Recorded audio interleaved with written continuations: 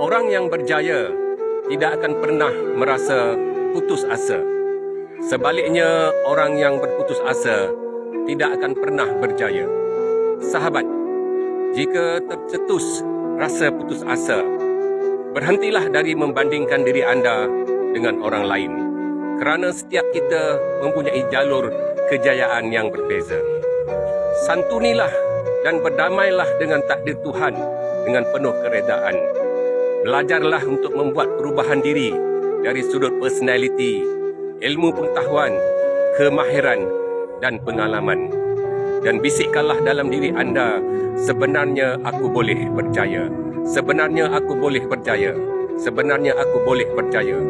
Dan bergantung haraplah kepada Allah yang Maha Kuasa dengan setinggi-tinggi harapan, kerana Allah lah tempat, sebaik-baik tempat untuk kita meminta.